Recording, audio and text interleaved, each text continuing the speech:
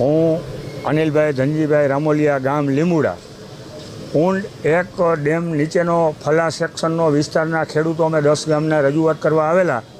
અમારે ખરીફ સિઝનમાં પાણી ન હોય, તાત્કાલિકના સંજોગોમાં પાણી છોડવાની રજૂઆત કરવા આવેલા.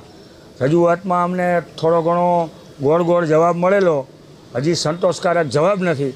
એટલે અમે 10 ગામના ખેડૂતો રજૂઆત કરવા આવેલા. અમને જો પાણી મળે નહીં તો અમારો ખરીફ પાક સંપૂર્ણ નાશ થાય એવી પરિસ્થિતિમાં છે.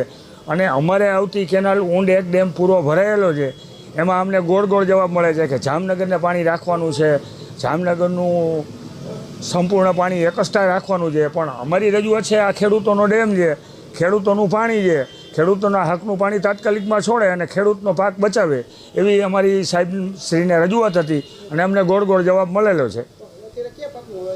અત્યારે અમારે સંપૂર્ણ વિસ્તારમાં કપાસ અને મગફળી ખરીફ પાક 2 મુખ્ય પાક છે અમારા, અને 2 મુખ્ય પાકનું વાવેતર છે.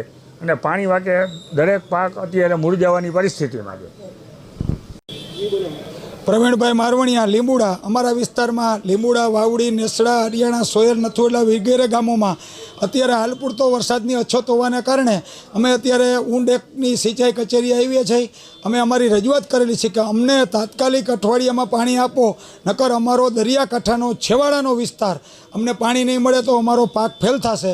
અમે અત્યારે રજૂઆત કરેલી છે.